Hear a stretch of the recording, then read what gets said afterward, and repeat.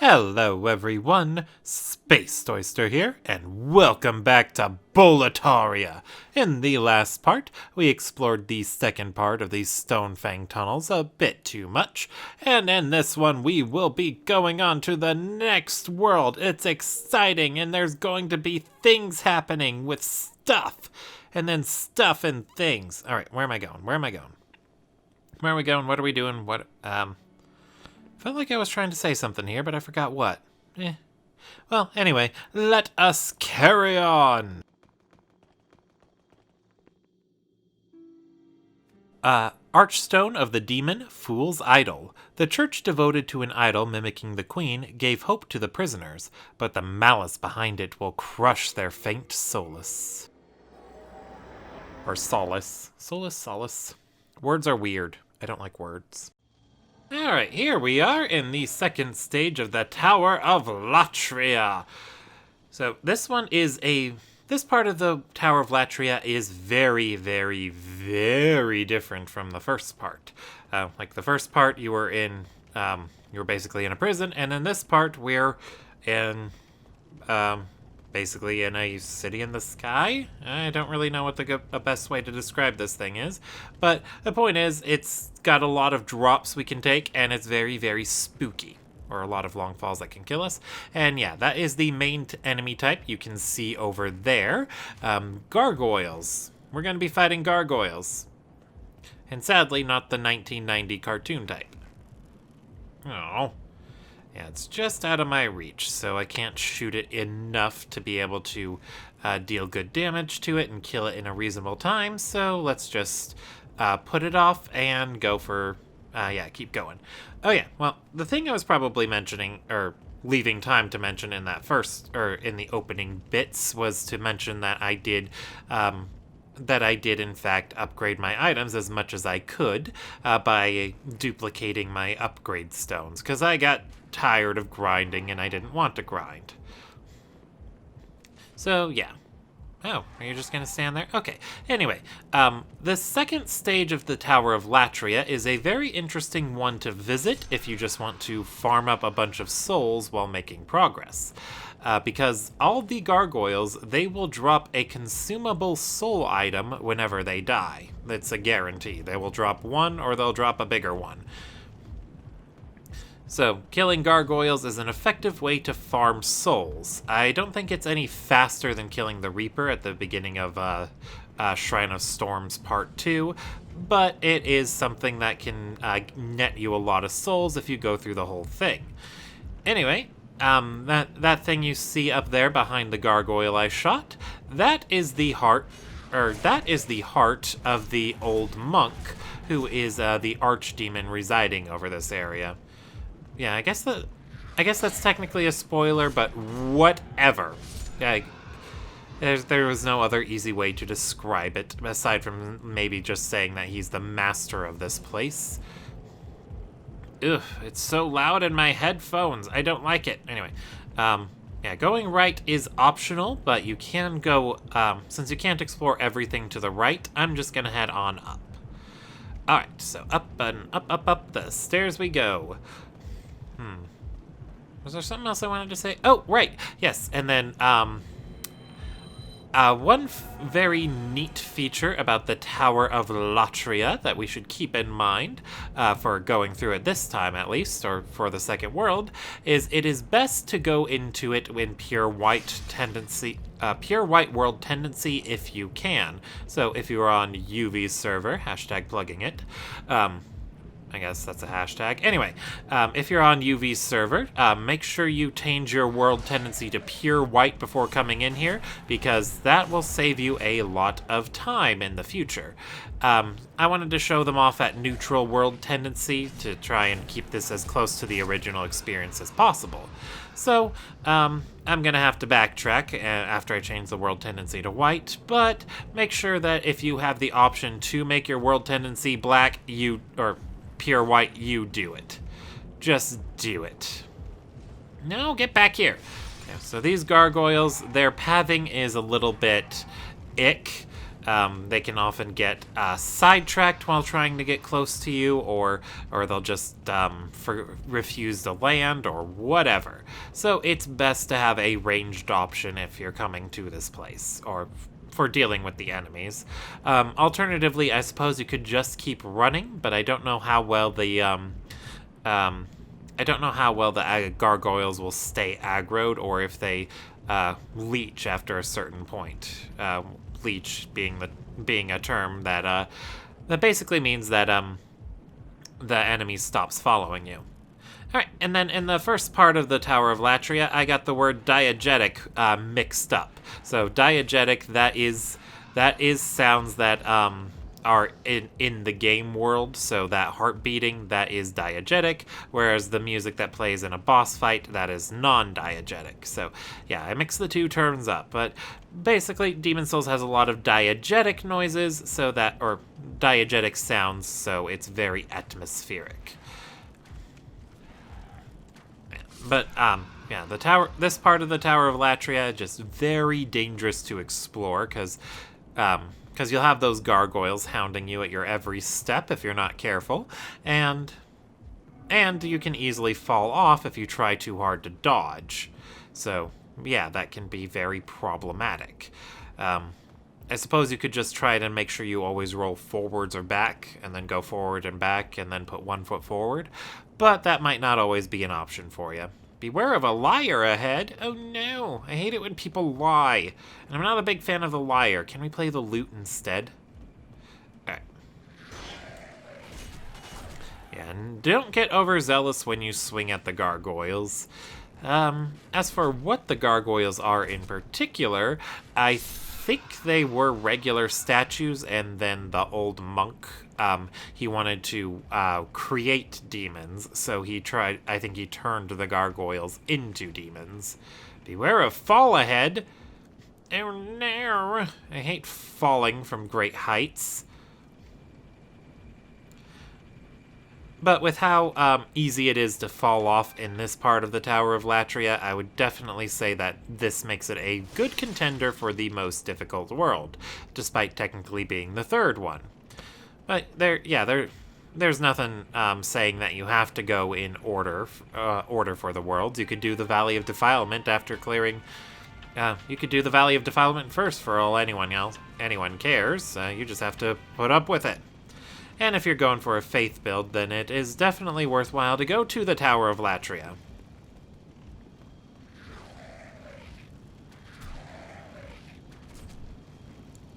Alright, yeah. So we just shot that guy dead. Lovely stuff. Okay, and then let's keep on climbing. So yeah, we're gonna have to kill these guys, much like with the Fool's Idol. We have some non-hostile, I don't know what the right word for these guys is. I don't know if they're dreglings, like the basic enemies in Boletaria Palace, or if they're something else entirely.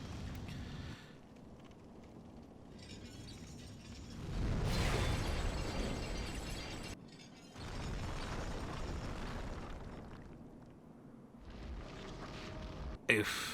Anyway, I think Bloodborne actually makes a call back to the Tower of Latria in one of its later levels. Yeah, and then here, if you have pure white world tendency, there is a bridge you can cross, and crossing that bridge leads you to the key to save Lord Ridiel. Let's see. No, don't go back down. We gotta go this way. Alright, and then just follow the bloody corpses. Oh, jeez, why is there so much blood and so many corpses around here? It's very weird. Yeah, anyway, that cage there, that is an elevator. I believe it's an elevator anyway. I don't know if it's a trap, but there is more stuff to do if we go a little bit farther ahead, so let's do exactly that. Alright, and then we're gonna jump down and... I don't think I'd do that in real life. Ugh. Shard of Archstone. Well, at least they were nice enough to put that there. Liar ahead. Are you here to fight the demons? If so, escape this place. I am on your side. I have come to face the demons. Open the jail cell? Yeah, sure. Why not? He seems like a friendly sort. Well, what have we here? I mean, just... Do you wish to die so soon? I mean, just look at his really deep What voice. have we here? Do you wish to die so soon? Okay, I didn't give him the chance to introduce himself, but that was Yurt, the Silent Chief. And, yeah, I just killed him because he seemed so friendly and approachable. Well, yeah, no, since I spoiled it, what Yurt the Silent Chief will do is, after you rescue him, he'll return to the Nexus, and then every time you kill a boss, he'll kill NPCs. He'll start off killing the generic ones that you don't really need for anything, but afterwards he's going to start killing off more and more important NPCs. And then once he's killed everyone, he'll go on to try and kill you. So, fun times. It's easiest to kill him shortly after rescuing him. So that way you can, if I had bothered to reload, I could have gotten his armor set, and it also allows us to do a quest later on once I get my character tendency to pure black. Which I do intend to do, although that's easier said than done. Well, no, actually it's pretty easy to do too. All you have to do for pure black character tendency is kill about 5 NPCs, and there are plenty of disposable ones to just throw away. Anyway, this is a swampy area, but fortunately, it's doesn't really do anything aside from be really gross, because I think this is all blood and stuff. It's safe here. Ugh, got another one of those balls of corpses. Oh, hey, yeah, it's very safe here. All right, so let's just shoot it dead, because I don't want to deal with that. But yeah, Yurt the Silent Chief. He just sounds so friendly and approachable. I mean, he's got a super deep, dark, menacing voice, and then he wears that armor that makes him look sinister and kind of like Sauron from The Lord of the Rings.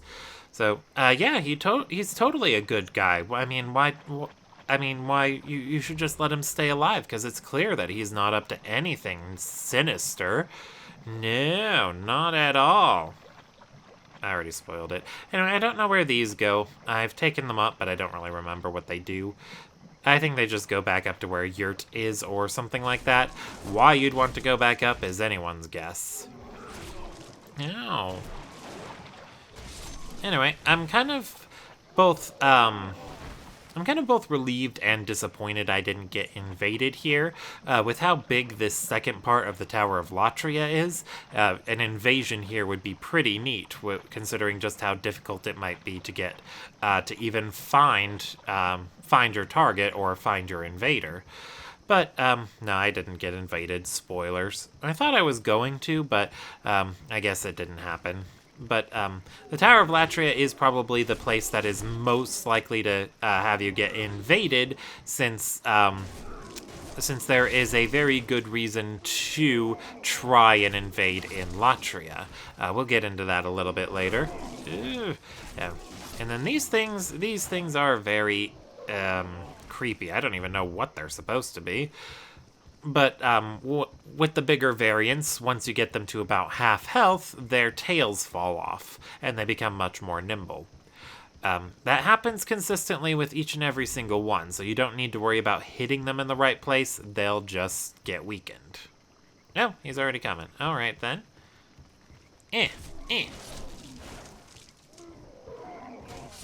Gotcha!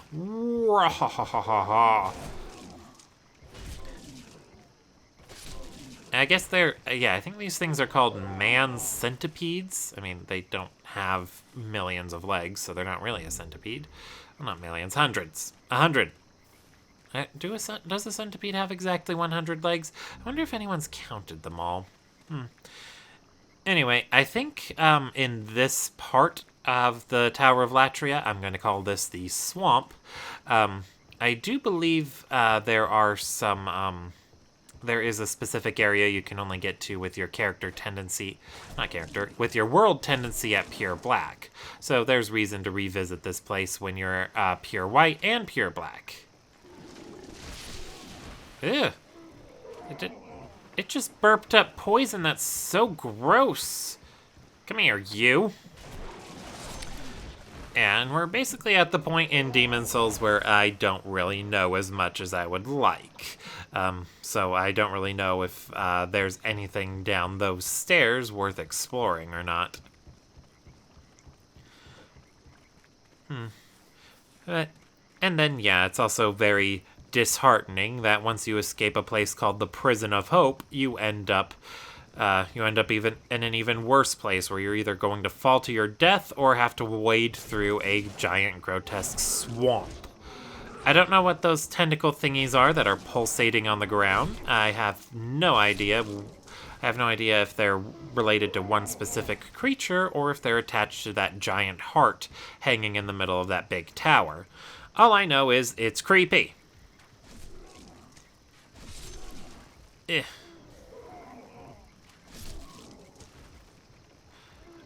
And since I've been leveling dexterity a lot more, and I got my compound longbow upgraded to sticky, I forget how far it is at this point, but the point is I'm just dealing a lot more damage with my bow than the mace, but it's still always good to have a melee weapon in Souls. Even if you want to stick to as long of range as possible, you are still likely going to need to fight something up close, so it's always best to be prepared for that. And for right now, the mace is still my best offensive option. I think my next best alternatives are a little shy of what the mace can deal in damage, so it's best to just keep the mace for now. Alright, let's see. Yeah, I was going to double check, and then I forgot I didn't even bring my other weapons with me. I always want to keep my equip load as low as possible. A black phantom waits ahead? No. Oof. You'll find true love past here. No, I hope not. That was a creepy tentacle thingamadoodad. Ugh. Anyway, yeah. Lots of warnings about a black phantom, and they should not go unheeded, because there it is. It's a black phantom of a mind flayer. This is going to be the only mind flayer in this part of the Tower of Latria. Oh my gosh. It's so strong. Alright, I'm gonna shoot it. Ow. I'm so glad I have second chance going, because, yeah, these Black Phantom Mind Flayers, or this Black Phantom Mind Slayer, I should say, quite deadly. Quite deadly indeed. I imagine it can one-shot you if it manages to get the, if it manages to grab you. Fortunately, it drops spice. Spice is always handy. Hi! Hi! What an interesting message to leave right there.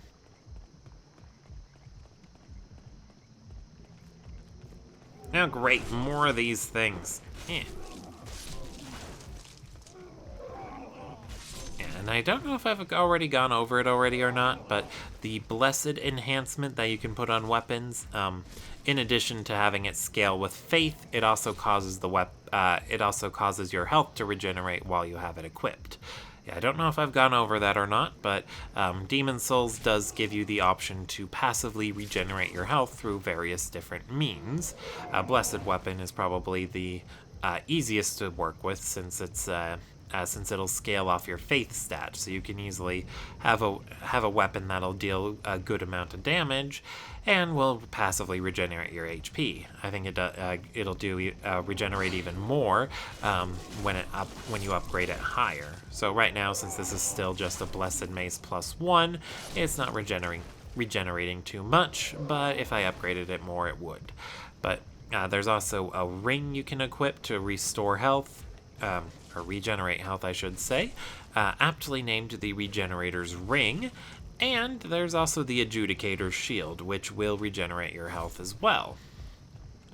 And of course, whether or not you want to use the Adjudicator's Shield is another matter entirely. It's a lot bigger than most shields, and it doesn't block 100% of physical damage. Ooh, lucky! I got some pure Moonlight Stone, so I could make a good magic weapon on this character if I wanted to. You know, I might want to. It could be worth keep holding on to him. Ow. Yeah, some of these gargoyles have crossbows, and those ones are the most tedious to deal with if you only fight in melee, because obviously they're not going to land very often, so it'll be tough to hit them. And what you might have noticed from earlier is that they like to run away.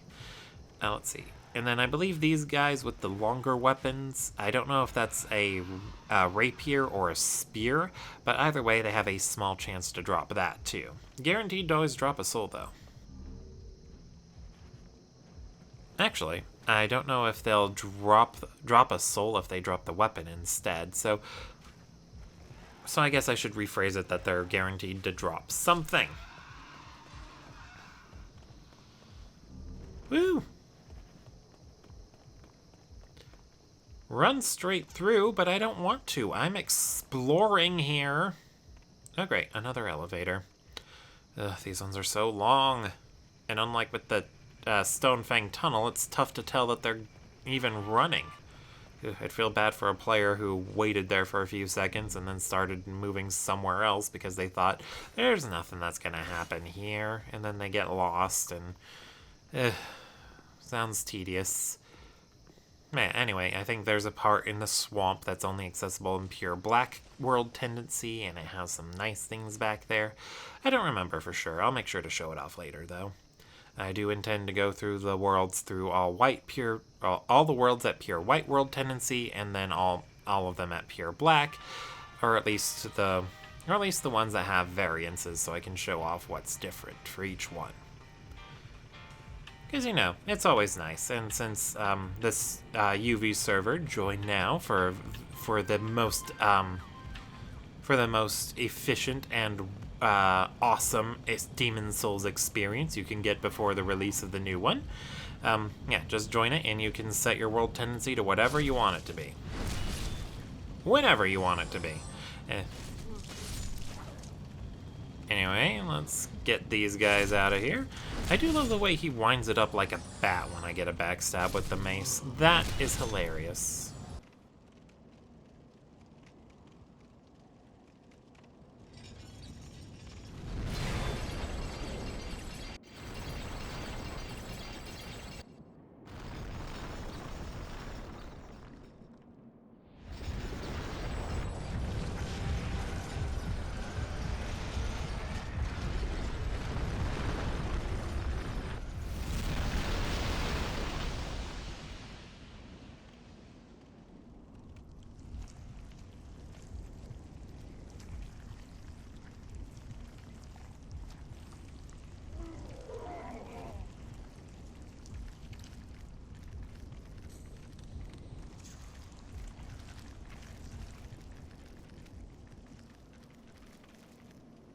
Oh, good God, it was infected. No wonder why it was so sickly looking.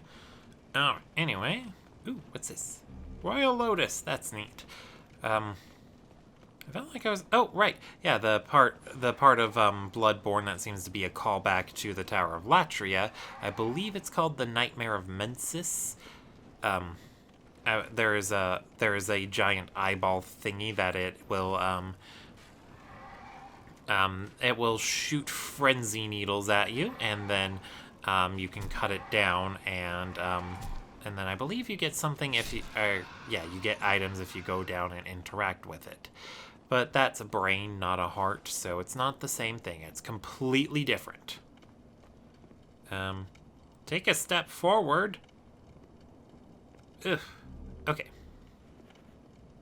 And I think that guy rolled to his doom when you got startled. Ugh. You don't want to roll to your doom. You just need to have a sunless doom. Anyway, now that we've knocked that heart down, the infected heart that had a bunch of thingies in it, those thingies are going to be wandering these pathways.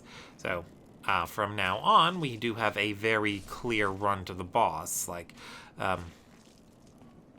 it's basically just, you just go up the stairs again, and then you keep climbing. So, once you cut down both sides of the heart, you're pretty much done and ready to attempt the boss of this area as many times as you want. It should be a fairly easy run, barring one encounter, but yeah, you should be able to handle it. I believe in you. And it's a good thing they made it so short to get back to the boss of this area, because it's not an easy one.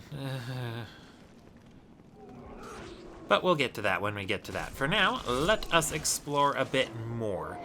There is one thing I didn't get to, and that is an item that is on a ledge that you can see from the outside of this central tower thingy.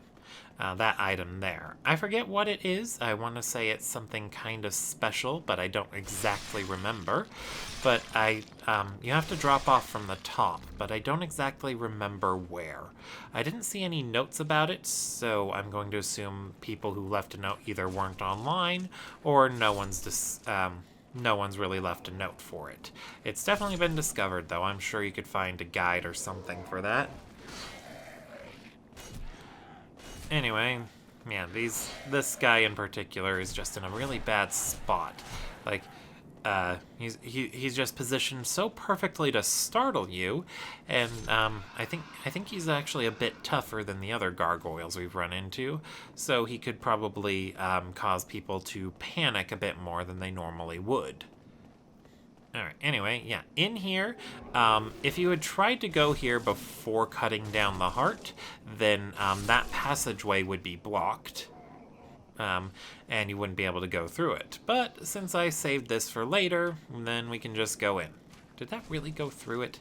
Ugh, I swear. Trying to be more of an archer-type person in the Souls series really shows how ridiculous some of the hitboxes are. I have gotten so many arrows stuck into nothing just because it happened to be shot close to the wall.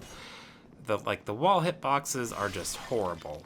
But for enemies, they're really good. Like, you can definitely shoot someone in between their legs. But I suppose that is probably intentional, because using a bow to take someone out from a very long range away, that does kind of defeat the purpose of the whole combat system, I suppose. I mean, it is nice that it is an option. Oh hey, we got a Ring of Avarice. Ooh, and the gold mask and the epi rapier. Let's see. I'm gonna go ahead and equip the Ring of Avarice, because why not? There it is. What that will do is it increases the number of souls I get from killing enemies. So whenever an enemy dies and I gain souls, it boosts that amount. I don't think it affects the souls I get. I don't think it affects the souls you get when you use a consumable soul item, but that is a-okay. Oh wow, I really don't get a lot of souls from the enemies. I guess that's part... excuse me, so yawny today. Anyway, I think they drop a small number of souls because I guess they wanted to balance the fact that every gargoyle drops a consumable soul item. So I guess they are balanced in a way. Yeah, regardless, let's keep going this way a bit, see if there's anything worth seeing over here. There's already a gargoyle, and it looks like it's a crossbow variant. So, very good, we just took it out sooner rather than later. Oh, there we go. So, he dropped a soul, and he dropped another item. So that is good to see.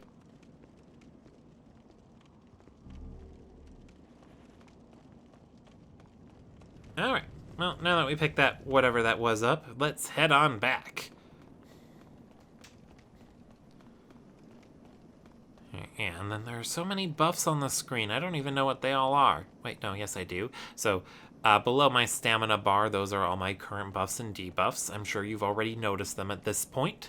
But to be more specific, the fog effect there means that I've got the Thieves' Ring equipped and enemies will have a tougher time seeing me.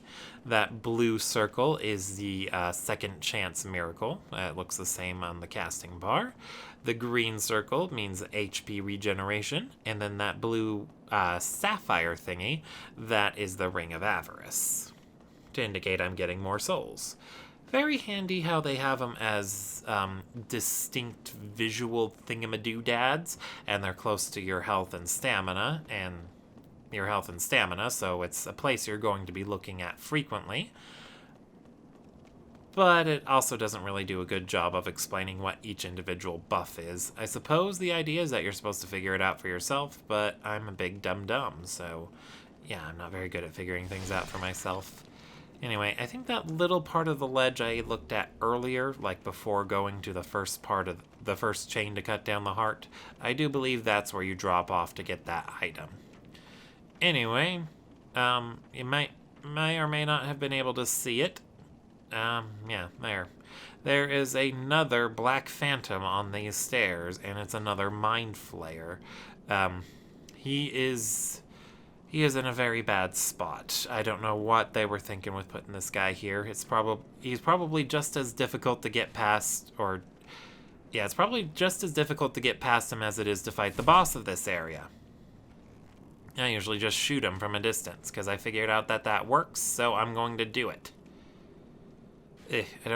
Although I wonder if you have the soul remain, or if you use soul remains, I think it might be possible to throw them just right to lure him to fall off to the edge.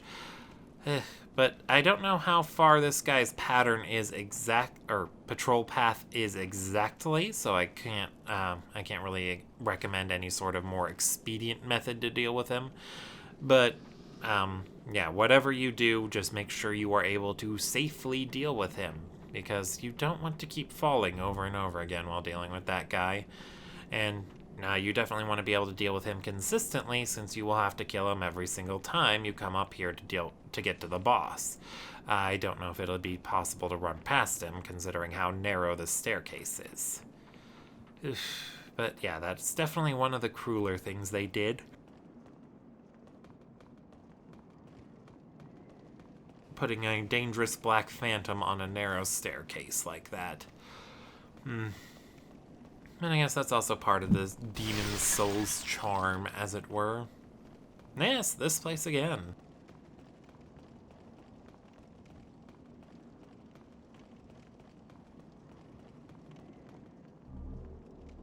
Yay, Old Spice.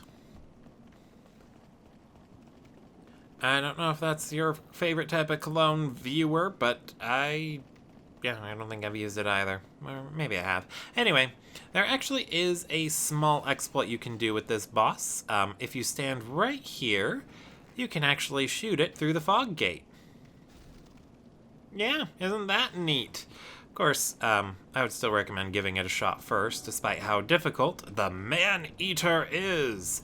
So, if it wasn't already obvious, what makes this boss very difficult is the fact that you're fighting it on such a narrow bridge. My recommendation is to try and get to that center torch thingy as quickly as possible. It's a lot less narrow up there, so you're less likely to fall off if you're closer to the middle. I'm not going to guarantee that you won't fall off if you fight it there. Fight the Man-Eater there, but it's safer, so increased odds of survival, those are always good. Anyway, the Man-Eater is a very interesting boss on its own. As you can see, he's got a variety of attacks, the most dangerous of which is his charge. That charge there is extremely sudden, and even if you block it, it's going to push you back. While he's flying through the air like that, it is possible for him to shoot out sound waves at you, and he can also do a soul arrow type thing. He'll fire 3 of them. I think he can only use the magic if he still has his tail attached. You might have noticed that you can target the tail. Once you've done enough damage to the tail, you'll cut it off, and he won't be able to buff himself, and he won't be able to use magic. So I can already hear you wondering, my dear viewer who's probably never played this game again, well, if you've never played this game before, what's so dangerous about this boss? And that's what's so dangerous about this boss. There's 2 of them.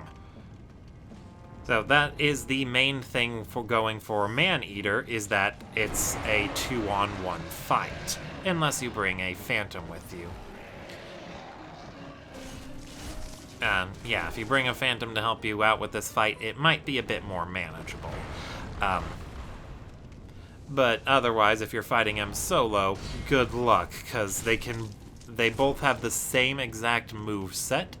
They'll both have that bullshit charge. They both shoot sound waves. They can both shoot arrows. They can both, well, not arrows, but soul arrows, I suppose.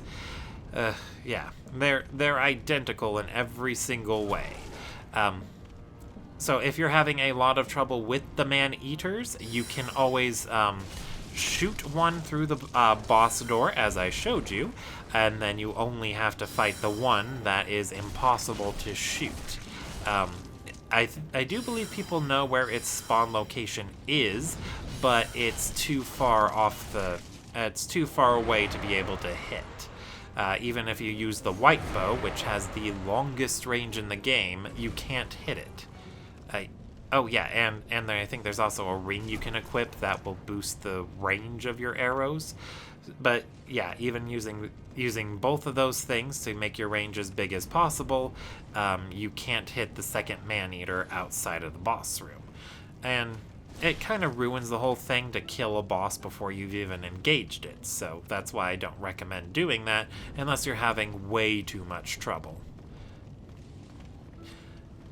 But one thing you might have already noticed about the man-eaters is that they like to land on this back platform here, as long as you're staying close to the middle. So I believe that is a small kindness on the developer's part, in that they made the man-eaters behave in a predictable manner. I can't always guarantee that you only fight them one at a time, but at the very least, I always know where they're going to spawn. Or rather, where they're going to land. Of course, that charge is always bullshit, and I hate the fact that they do it, but that's a-okay. Well, no, that's not a-okay. But it's manageable because I can just deal with them. And then it also seems like the Thieves' Ring affects them. It looks like oftentimes when they land, they have a tough time detecting me at first. So I do believe that is another small courtesy on their end. Oof. Although they do seem to detect you detect me pretty easily as well. Ugh. No! Okay, that was almost bad. I probably would have died there if he had actually launched that. Ugh. And then, they are landing pretty frequently for me, so it is pretty easy to just engage them in melee. Oh, that was bad. That was almost bad. So it's been pretty easy to keep engaging them from a melee distance. But again, I would recommend having a bow with you as well, because there are going to be I can't guarantee that there will be times, but it might be possible that there are going to be situations where you're unable to attack them at all, or that they're not going to land, and so you can fight them. So having a way to attack them from a distance is always very nice. I don't know what their weakness is. If I had to guess, I'd say they might be weak to fire, but that's just me speculating. I'd have to actually look it up. I probably should. Anyway, yeah. So it's taken me a while because, 2 man-eaters, and yeah. These guys are definitely infamous for being one of the most difficult bosses in Demon's Souls. They're a strong contender for it, certainly. Their other competition is Flame Lurker, since the Flame Lurker was significantly more aggressive than most other bosses. The Man-Eaters here seem to be very aggressive too, but their biggest danger has more to do with the arena than the man-eaters themselves. Although that bullshit charge would still be bullshit, even if it wasn't possible for you to fall off. But still, it would be far less dangerous that way. Anyway, it looks like he's glitching out on me. I gotta take full advantage of that. Okay, so yeah, because he's just flying to that spot and then back. My guess... Well, that was weird. Anyway, my guess is that that other man-eater is the second man-eater is standing in the spot where this one, who's missing his tail at this point. So I'm going to call him No Tail, or Tailless. So I think the one man-eater is standing where Tailless would normally land, and as a result, he can't touch down, even though he wants to. Alright, he's almost dead. We just have to... Don't get greedy. Don't get greedy at all. Come on. Okay.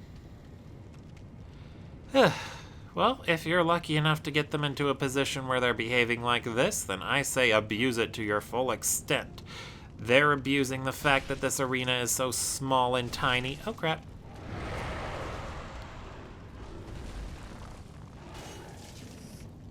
Yeah. Yeah, and when they bite the back of their head with their tail like that, that does increase the amount of damage they do for a little while. So, it looks like it's pretty easy to interrupt, though. I think you just have to hit them, and then once you cut off the tail, then you never have to worry about it. Oh, crap. He's right behind me. Ow. Ha! One down! This should be easy, right? Right? We only have one more to go. Let me cut off your tail. And yeah, you'll know that their buff is in effect when they have that fart cloud following them around. Oh, this is such a nightmare.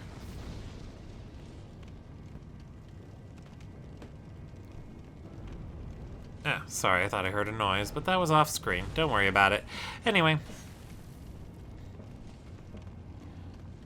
Ow.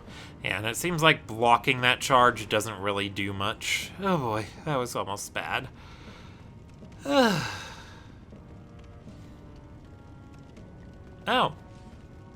Now this one is glitching out.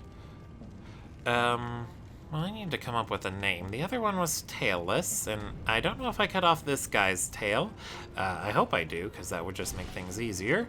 But, oh, yeah, his tail's gone. But, you know, to differentiate him and make sure I don't mix him up with the first man-eater that's already dead, I'm just gonna split the difference and call him Kiki. Yeah, fortunately, the man-eaters, the surviving man-eater doesn't really do anything different once the first one is dead.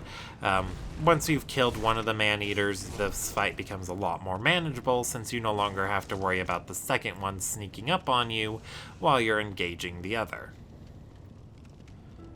So yeah, without Tailless, Kiki is going to be a lot less dangerous.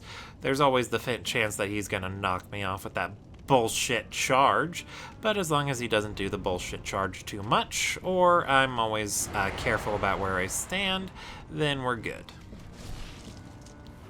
And just make sure you try and keep your back to the big bonfire as much as possible, and position yourself, you and him, but position the bonfire between you and the man-eater, and you should be fine. I could make it difficult to hit him, though, but still.